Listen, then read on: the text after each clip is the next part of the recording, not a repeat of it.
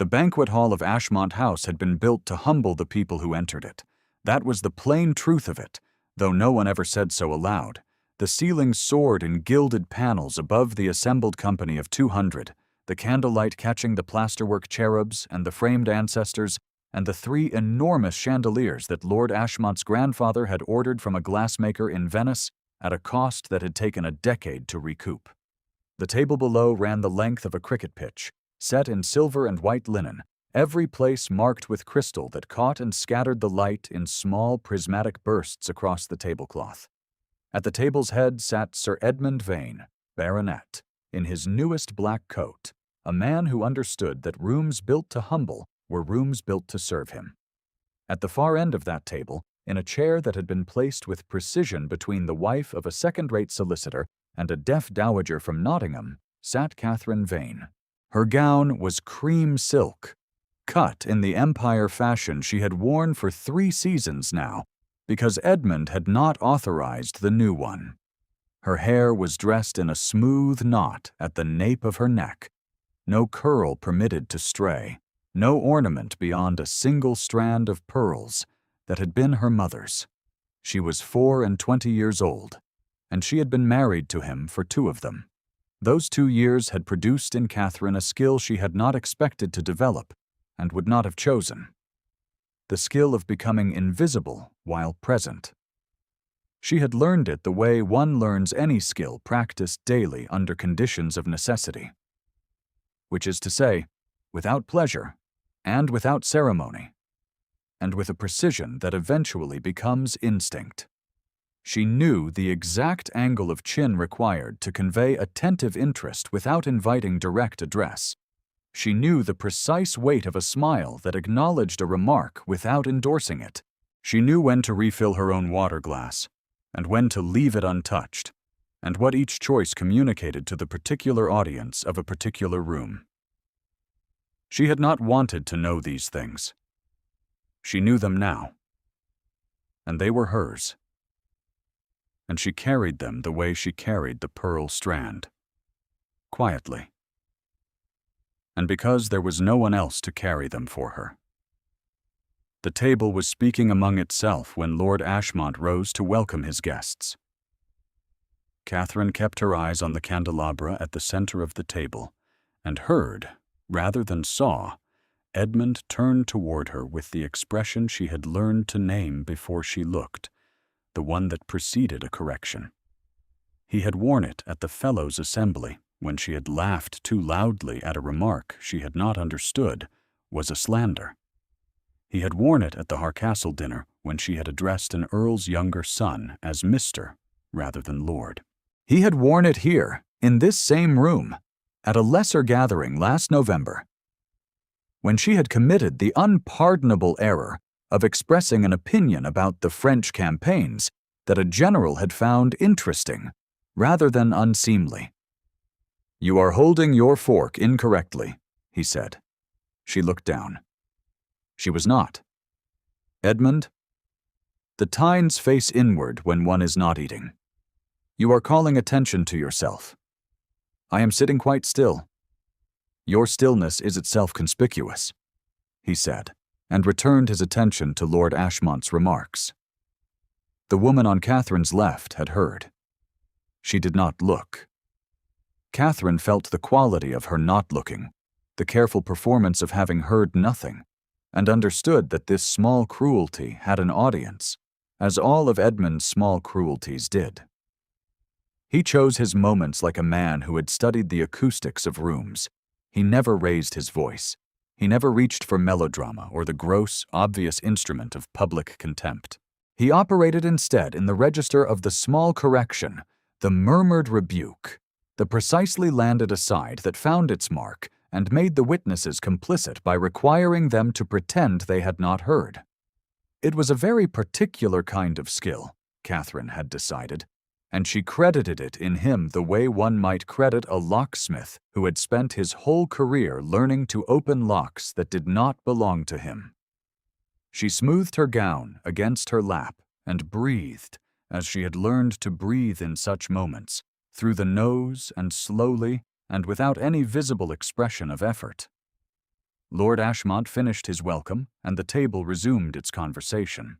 Catherine took a small sip of water and told herself that 2 hours remained, that the fish course would arrive presently, that there would be a moment after the removes when the ladies withdrew, and she could sit in a small room with women who would speak of inconsequential things, and none of it would require her to keep her face composed.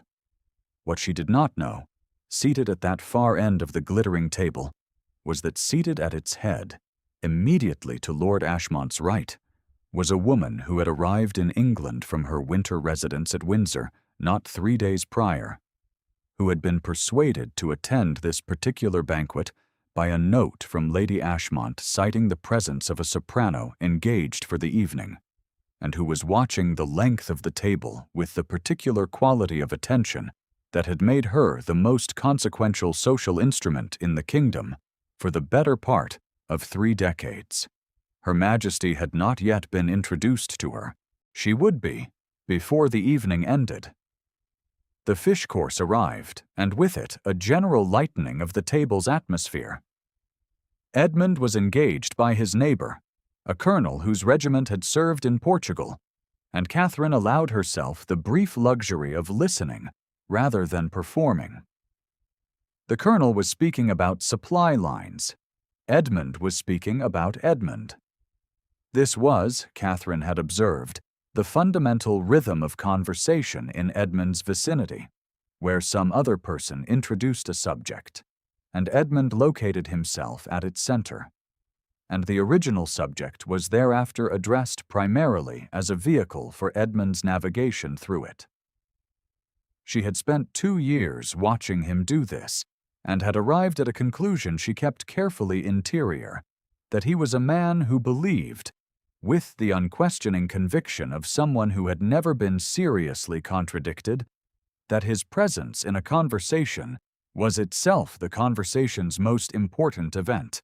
Across the table, 2 young women in pale muslin were speaking about the soprano, who was apparently from Florence, and who had reportedly made a duke weep at a recital in Bath. Catherine thought this sounded entirely plausible, and wished she were at that recital instead. She turned this wish over for a moment in the quiet of her own mind, the way one might turn a smooth stone, simply to feel the shape of it.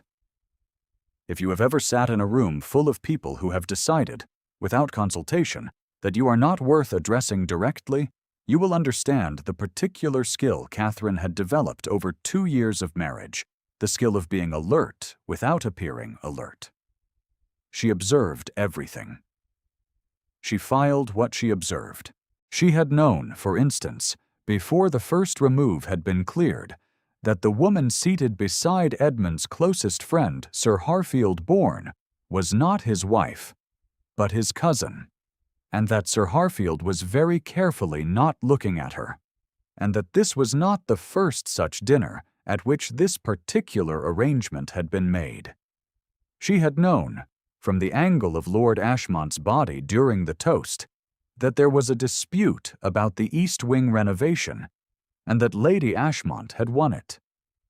She had known, from the quality of the silence that fell at the far end of the table when 2 of Edmund's associates exchanged a glance, that something had shifted in their business dealings, and that Edmund did not yet know it.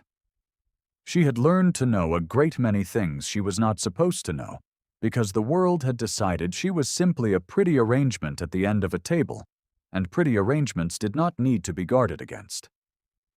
The second remove arrived. The conversation at Edmund's end of the table grew animated around the topic of a parliamentary bill, and Catherine heard his voice rise in the manner it reserved for pronouncements he expected to be recorded, loud enough to carry, measured enough to indicate he knew it would. She straightened almost imperceptibly. When Edmund's voice rose, it meant he was about to perform, and when he performed, she was invariably the instrument. He did not disappoint her.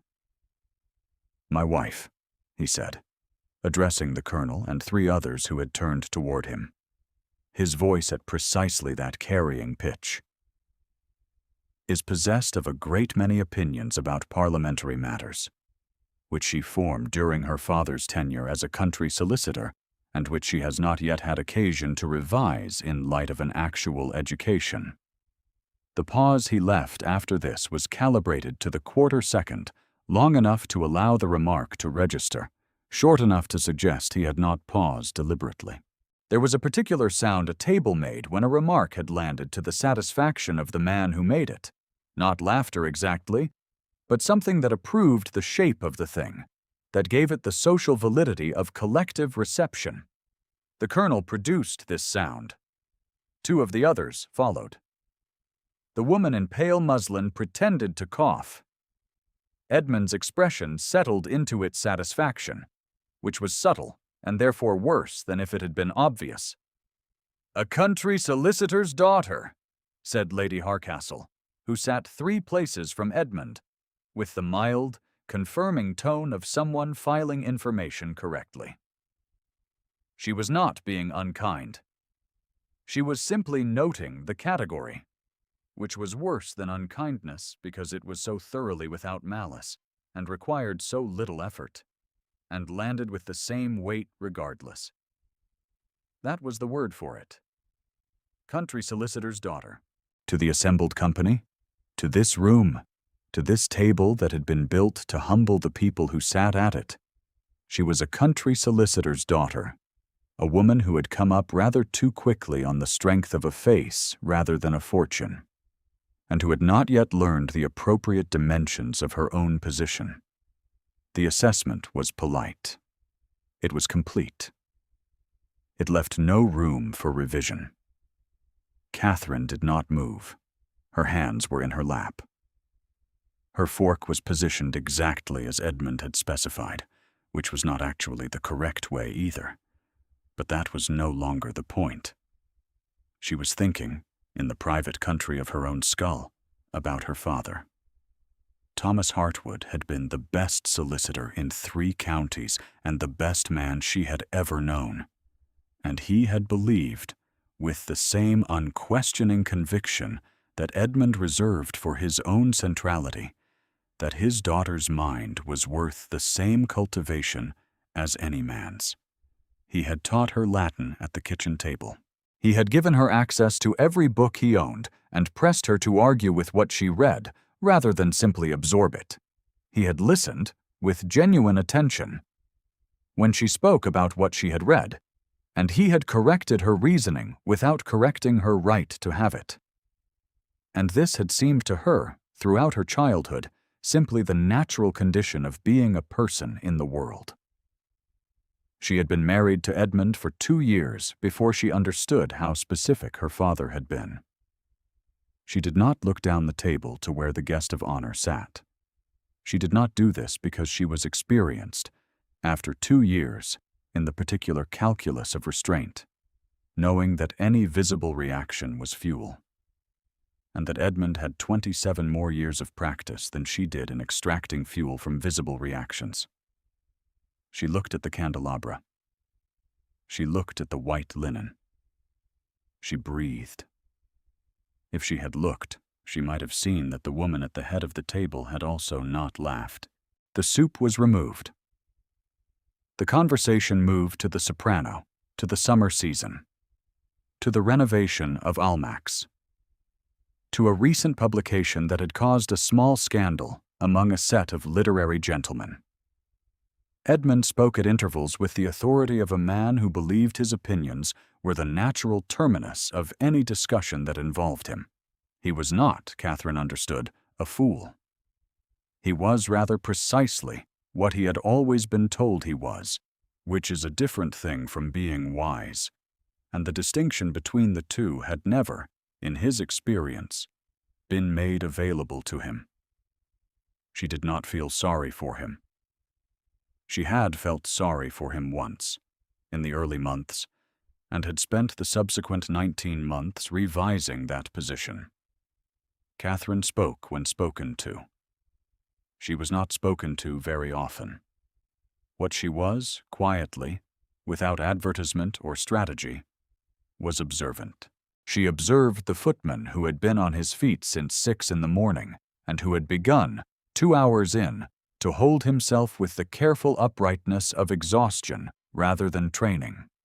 She observed that he had been placed, through some error in the household's planning, directly in the path of a draft from the service door, and that he was managing this additional insult with the dignity of a man who had learned that dignity was the only currency he was permitted to carry. His face was young, perhaps 19, and held the particular set of someone who had understood very early that the world expected a great deal from him in exchange for very little in return. She watched him move between the courses with the steadiness of someone who could not afford to falter. Between the fourth and fifth removes, he faltered. It was the sort of thing that happened. A gravy boat and the draft from the service door at precisely the wrong moment. The exhaustion of a 12-hour day translated into a half-second of imprecision. The gravy boat struck the edge of a plate, listed, and before he could recover it, had deposited a small quantity of its contents onto the white linen 6 inches from Lord Ashmont's celebrated silverware. The room turned. Rooms always turned for mishaps. It was one of the things rooms did, with the collective reflex of 200 people who were never so unified as in the moment of someone else's misfortune. The footman had gone the color of paper. Edmund's face performed an expression Catherine knew well, the one that meant someone beneath him had provided him with an opportunity, and that he was calculating the optimal duration of his response. She was out of her chair before she was aware of deciding to move. The distance between her position and the footman's was perhaps 12 feet. She covered it in the time it took Edmund to draw breath for whatever he had been about to say.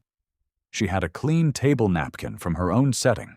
She used it on the linen, precisely, the way her mother had taught her at the age of 7, when a pot of black currant preserve had gone sideways on a white summer tablecloth.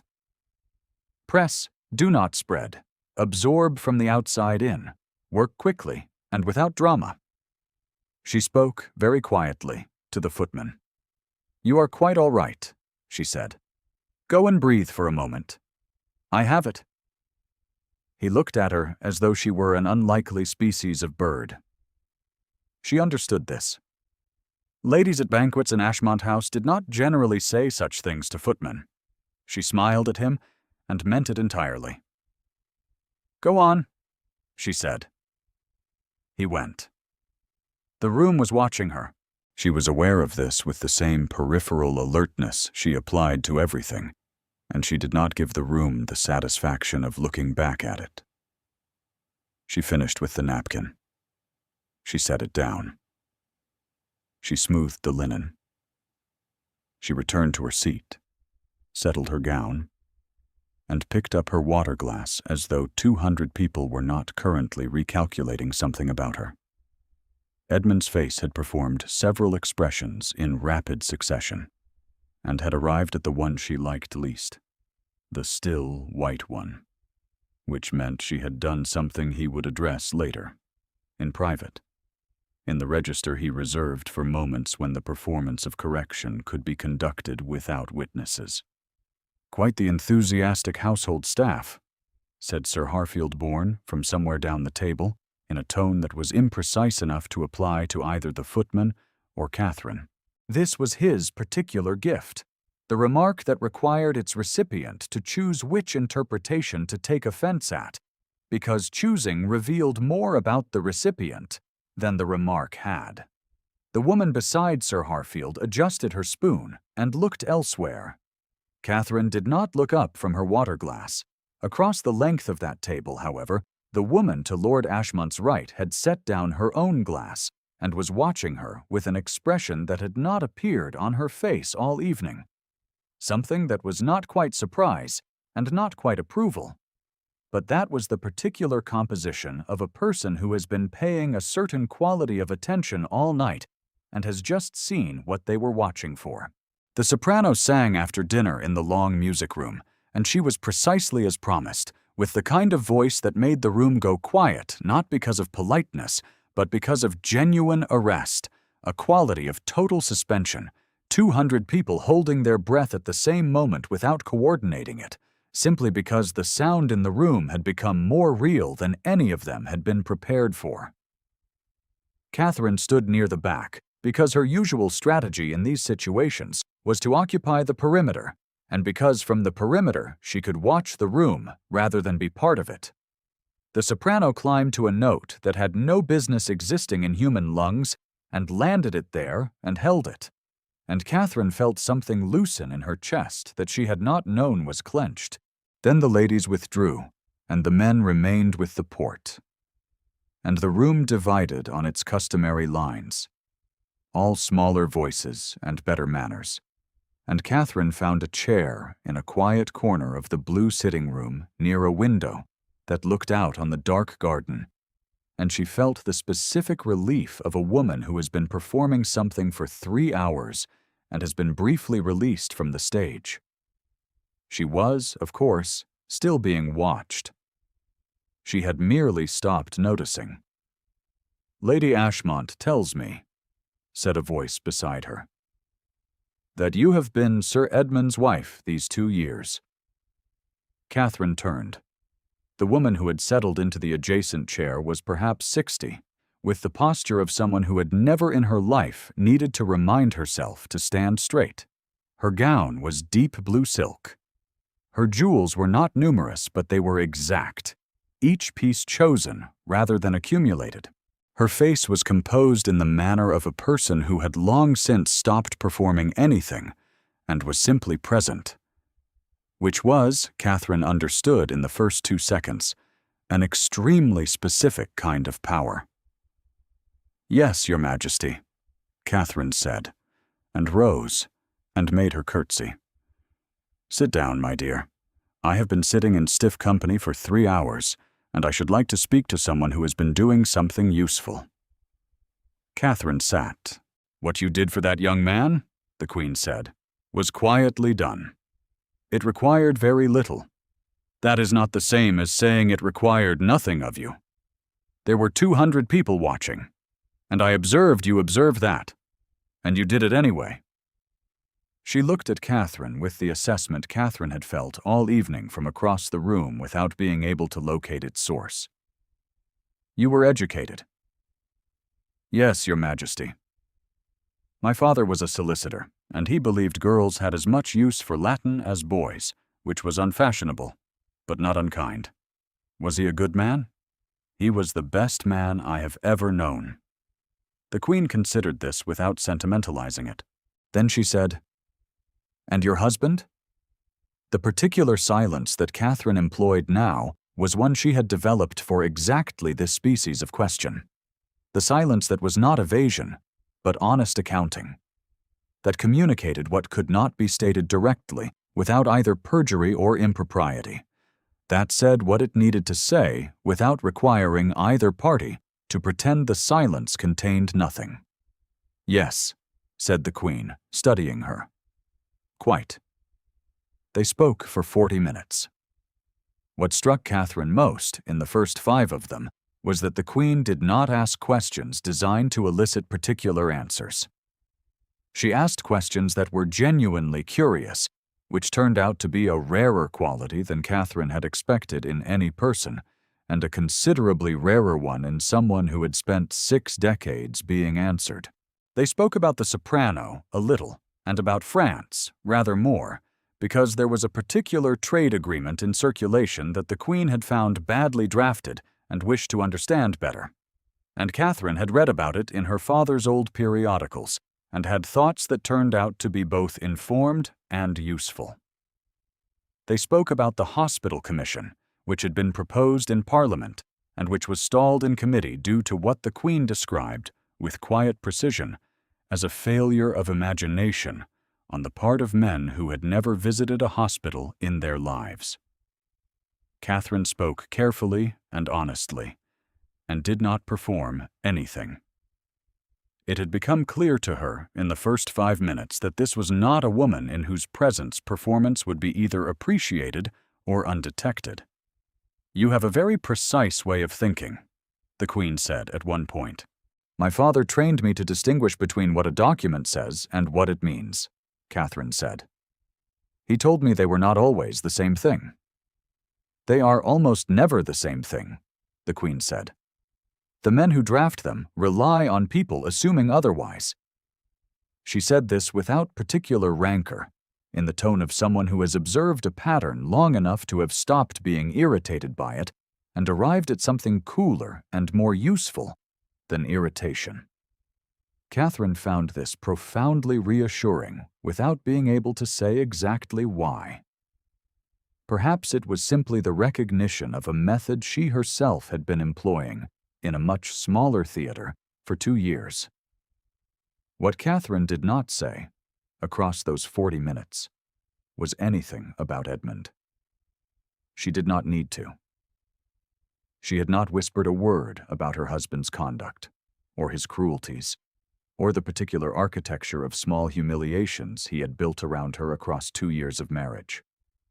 She had simply answered what was asked of her, and been present in the way she was always present, alert, attentive, honest, and without performance. The Queen had spent 4 decades watching rooms. She had watched this one. When the men rejoined the company, Edmund found his wife in the corner near the window and took in the scene with the particular calculation Catherine recognized from across tables and across rooms, and apparently from across most of the distances in her life. His face performed a rapid series of adjustments, passing through surprise and something that might have been concern, and arriving at the smooth, proprietary expression of a man who had just understood that something was happening that did not include him. He came to stand beside her. He said, addressing the woman in the blue silk with the assured warmth of a man who believed his charm was a documented fact, "Your Majesty, I hope my wife has not been troubling you with her opinions." The room, which had not been attending to their corner until precisely this moment, was attending now. 200 people had the particular gift of apparently looking elsewhere while watching everything.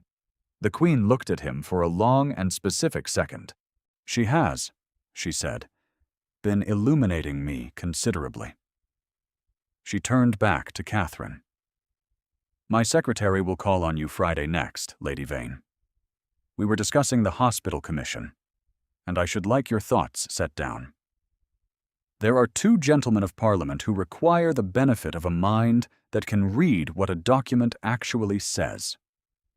Then she inclined her head, slightly, in the manner of someone who has completed a piece of work to her satisfaction, and addressed Lord Ashmont about the soprano. And he was left standing at the edge of the conversation exactly as Catherine had stood at the edge of so many others across 2 years of his making. Catherine did not look at him. She had become rather skilled at this. She felt the stillness of the room rearranging itself, the careful, collective recalculation of 200 people who were very good at noting which way a social current ran. She felt Edmund beside her, very close, radiating the particular quality of controlled fury that was his private register, for moments when his public performance had been made to look like what it was. She felt, in her own chest, something she had not felt in 2 years of marriage, the small, clean sensation of having breathed a full breath.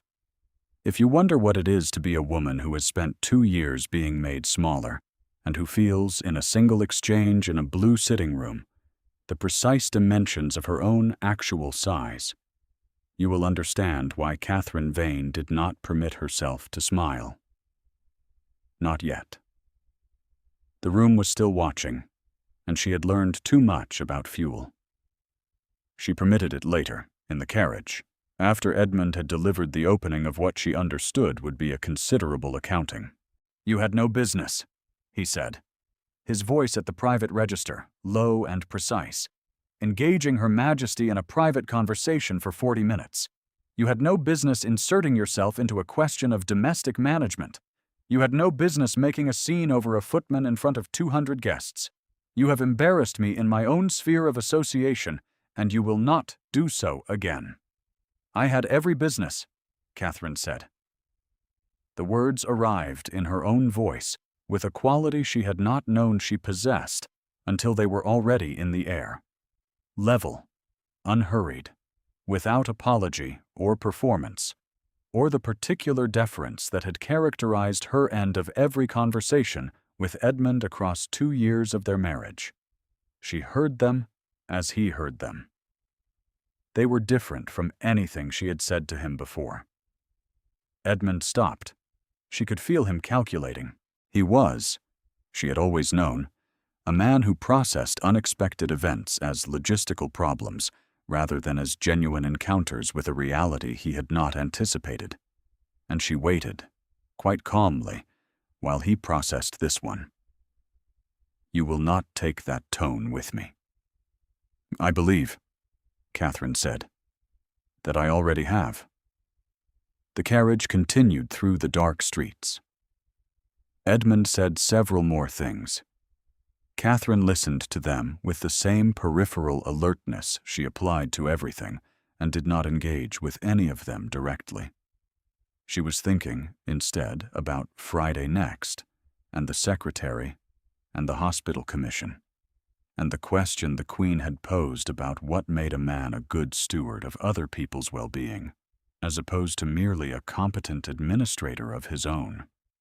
She thought she might have a few thoughts worth setting down. The secretary arrived on a Thursday, 1 day early. He was a brisk young man with good handwriting and an expression of careful neutrality, who explained that Her Majesty had decided to convene a small working group to examine the Hospital Commission's findings and wished Lady Vane to attend the first gathering at Windsor the following Tuesday. He produced a card with the details in a very regular hand. He accepted a cup of tea. He departed within 20 minutes. Edmund was in his study when this exchange occurred. He heard it from behind the closed door because the morning room and the study shared a wall, and the house was not constructed for the concealing of quiet conversations. Catherine heard nothing from behind the door in return, which told her everything she needed to know about the nature and direction of his processing. She accepted the invitation. On Monday, she purchased the new gown she had not been authorized to purchase, using money from the quarterly household account which she managed, as she managed all things domestic, with precision and without complaint. It was pale green silk, cut in the current fashion, with a Spencer jacket of slightly deeper green that her mother would have liked. She wore the pearl strand. She added, from a box she kept in the bottom of her wardrobe, a small gold ring set with a flat garnet that had been her mother's, which she had not worn in 2 years, because Edmund had suggested once, in passing, with the air of someone noting an objective fact, that it was too plain for a baronet's wife. She wore it now. She smoothed it once on her finger and told herself this was simply a ring, and went downstairs. The carriage that arrived for her on Tuesday bore the royal household crest. Edmund stood in the front hall and watched it arrive from a position near the study door. He said nothing, which was, in Catherine's experience of him, the loudest thing he was capable of producing. Windsor was smaller than she had imagined in some rooms, and larger in others, and the room where the working group convened was warm with autumn light, and smelled of beeswax and old books and something she could not name that might simply have been the particular smell of a room in which a great deal of work had been done over a very long time. There were 6 of them at the table, 2 gentlemen of Parliament, a physician who had published extensively on hospital fever, a woman of middle years called Mrs. Northcott, who had been administering a foundling hospital in the east of the city for 2 decades, and who had the brisk, unsentimentalized manner of someone who had been solving practical problems under impossible conditions long enough that impractical solutions had simply ceased to register as options, and Catherine. The Queen attended the first hour. She said very little. She asked 2 precise questions, received 2 precise answers, expressed satisfaction with one and mild skepticism with the other, and departed. The work then proceeded on its own terms, which were entirely practical and considerably more interesting than Catherine had allowed herself to expect. The report's structural problem was in its third section, where the recommended changes to patient intake procedure had been drafted by someone who had clearly never spoken to the people who would be required to implement them. And Catherine said so, in exactly those terms. And no one at the table appeared to find this startling. And they moved on from there. She returned home at 6:30, with an ink stain on her right glove from taking notes, and a feeling in her chest that she had no name for yet, but that was warm and specific, and entirely her own. Edmund was not at home. He had gone to his club, the housekeeper informed her, without particular expression. Catherine ate supper alone and thought about the hospital commission's findings on ventilation, and felt, for the first time in a very long time, something approaching contentment. Edmund's position had always required, for its stability, several things that Catherine had been too close to see clearly, and that the distance of those autumn months gradually clarified. It required the social confidence of a man whose wife was ornamental and compliant. It required the approval of a particular set of men whose own positions were contingent on each other's mutual confirmation.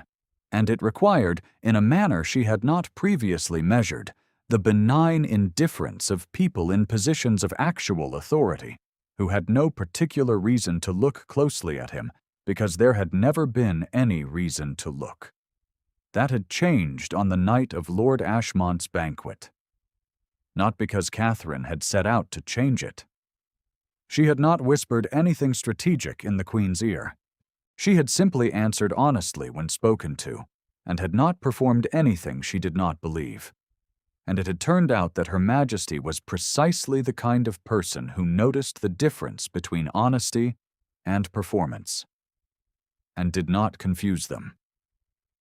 What had been seen, and what had been observed, over 40 minutes in a blue sitting room, and then in a single brief exchange in front of 200 people, had been filed by a woman whose filing system was one of the most consequential in England.